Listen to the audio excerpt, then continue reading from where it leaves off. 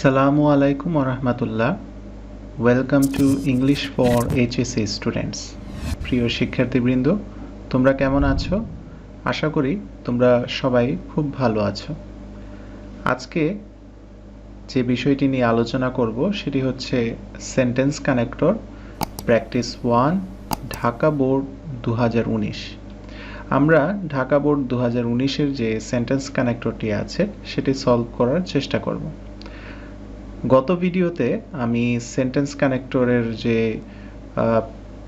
কানেক্টরগুলো ছিল সেই কানেক্টরগুলোর অর্থ সহ আলোচনা করেছি। তোমরা যারা সেই ভিডিওটি দেখোনি সেই ভিডিওটি দেখে নিবে, তাহলে তোমাদের এই ভিডিওটি বুঝতে খুবই সহজ হবে। প্রিয় শিক্ষার্থীবৃন্দ, তাহলে আমরা আমাদের আলোচনা শুরু করে দিই।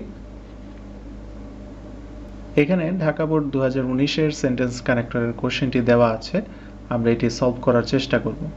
এখানে যে প্যাসেজটি আছে, trees are a vital part of our environment, গাছ হচ্ছে আমাদের পরিবেশের একটি গুরুত্বপূর্ণ অংশ, এবং they bear a great impact on the climate, তারা জলবায়ুর উপরেও ভালো প্রভাব বহন করে।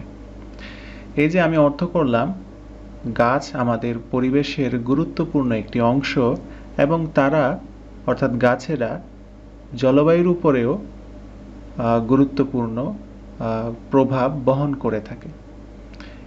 এই যে আমি বললাম এবং ইংলিশ কি অ্যান্ড, এবং এই অ্যান্ড পূর্বের সেন্টেন্সের ইনফরমেশনের সাথে তথ্যের সাথে পরবর্তী সেন্টেন্সের তথ্যের একটি সংযোগ তৈরি করছে।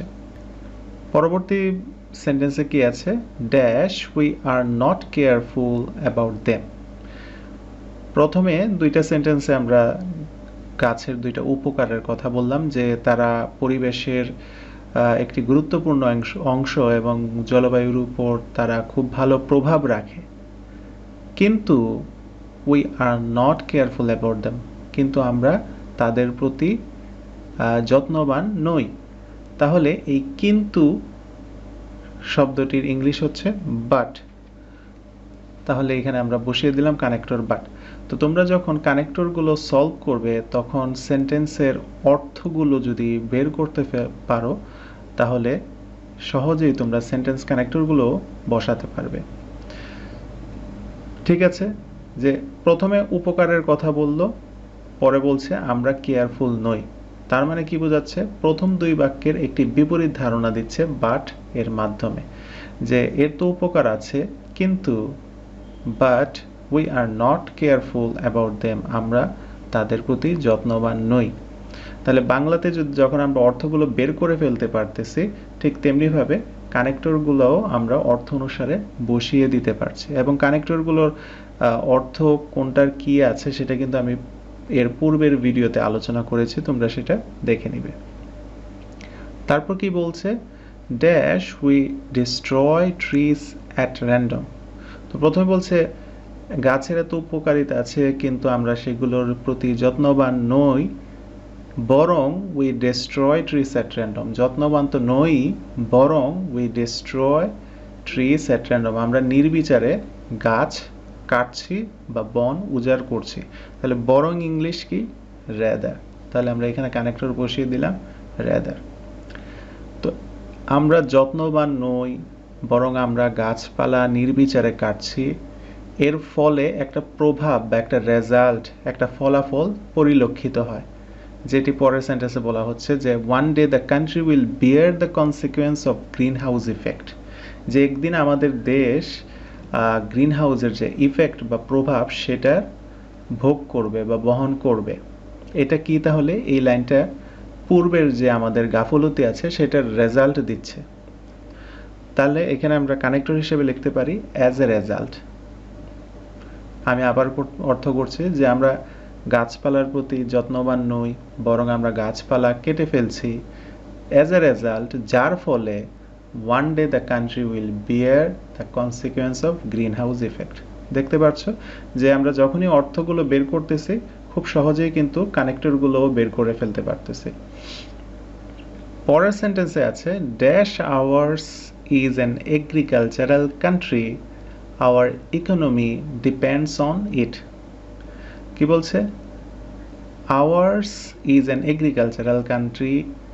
আমাদের দেশ হচ্ছে একটি কৃষি প্রধান দেশ. our economy depends on it. আমাদের অর্থনীতিও এটার উপরই নির্ভরশীল।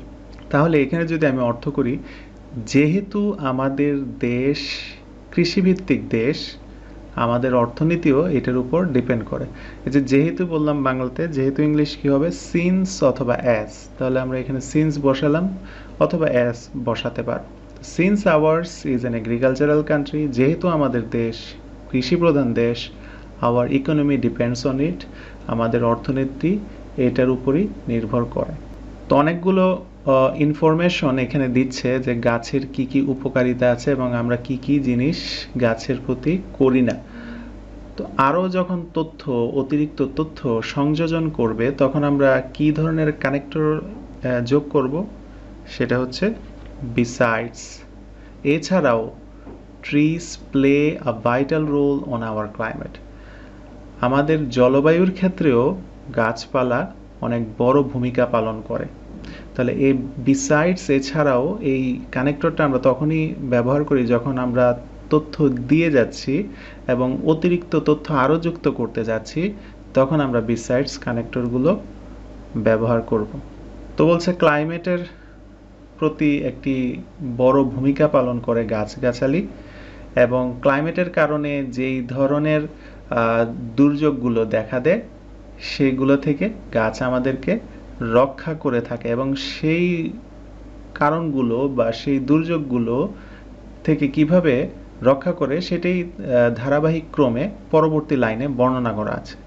তো যখন ধারাবাহিকভাবে ক্রম অনুসারে কোনো কিছু বর্ণনা করে, তখন আমরা কানেক্টর বসাই ফার্স্টলি, তারপরে সেকেন্ড আসলে সেকেন্ডলি, থার্ড আসলে থার্ডলি, এইভাবে। তো কিভাবে রক্ষা করে? Firstly, trees keep the soil strong. প্রথমত গাছ মাটিকে কি করে? শক্ত রাখে, ঠিক আছে। Secondly, trees save us from flood. গাছ আমাদেরকে বন্যা থেকে রক্ষা করে, ঠিক আছে। তাহলে দুইটা দুর্যোগ থেকে, একটা হচ্ছে মাটিকে আঁকড়ে ধরে, আর একটা হচ্ছে বন্যা থেকে আমাদেরকে বাঁচিয়ে রাখে বা সেভ করে। আরও তথ্য যখন আমি দিতে যাব, তখন আমরা ইউজ করব মোর ওভার। এছাড়াও ট্রিজ প্রোভাইড আস টিম্বার। গাছ আমাদেরকে কাঠ দেয়। এখন তোমরা বলতে পারো, স্যার বিসাইডস এটাও তো এছাড়াও বা অতিরিক্ত তথ্য দেওয়ার ক্ষেত্রে ব্যবহার হয়ে থাকে। হ্যাঁ, বিসাইডসও অতিরিক্ত তথ্য দেওয়ার ক্ষেত্রে ব্যবহার হয়ে থাকে, মোর ওভারও অতিরিক্ত তথ্য দেওয়ার ক্ষেত্রে কানেক্টর হিসেবে ব্যবহার হয়ে থাকে। কিন্তু যেহেতু বিসাইডস আমরা একবার ব্যবহার করে ফেলেছি, সেহেতু একই জিনিস আমরা দ্বিতীয়বার ব্যবহার করব না, এর সিমিলার আরেকটি কানেক্টর আমরা ব্যবহার করব। যেই কারণে এখানে বিসাইডসের পরিবর্তে মোর ওভার ব্যবহার করেছি আমরা। মোর ওভার ট্রিজ প্রোভাইড আস টিম্বার। এছাড়াও গাছ আমাদেরকে কাঠ সরবরাহ করে থাকে। Dash trees are our best friends. তাই গাছ আমাদের সবচেয়ে ভালো বন্ধু। এই যে বললাম তাই গাছ আমাদের সবচেয়ে ভালো বন্ধু, এই তাই ইংলিশটা আমরা কি ব্যবহার করি? সো অথবা দেয়ারফর। সো মানে তাই, গাছ আমাদের ভালো বন্ধু, দেয়ারফর মানে অতএব, গাছ আমাদের ভালো বন্ধু। তো এইভাবে তোমরা যখন প্যাসেজের প্রত্যেকটা সেন্টেন্সের অর্থ বুঝবা এবং অর্থ করবা, সাথে সাথে তোমরা কিন্তু যে কানেক্টরগুলো আছে সেই কানেক্টরগুলো বুঝে ফেলবা যে কোন সেন্টেন্সের সাথে কোন কানেক্টরটা যায়, ঠিক আছে। তো এইভাবে তোমরা তোমাদের অন্যান্য বোর্ডগুলোও প্র্যাকটিস করা শুরু করে দাও, এবং আমরাও পরবর্তীতে আরও নতুন নতুন বোর্ডের সেন্টেন্স কানেক্টরের কোশ্চেনটি সলভ নিয়ে তোমাদের সামনে হাজির হব। তো আজকে এই পর্যন্তই। তোমাদের জন্য অনেক শুভকামনা রইল। তোমরা যারা আমার ভিডিওটি দেখেছো, যারা উপকৃত হয়েছো, তোমরা এই ভিডিওটি শেয়ার করতে পারো, নিচে কমেন্ট করে জানাতে পারো, এবং যারা ভিডিওটি সাবস্ক্রাইব করোনি তারা আমার চ্যানেলটিকে সাবস্ক্রাইব করে রাখতে পারো নতুন ভিডিও পাওয়ার জন্য, এবং যারা সাবস্ক্রাইব করেছো তাদেরকে জানাই অসংখ্য ধন্যবাদ। আজকে এই পর্যন্তই। আল্লাহ হাফেজ।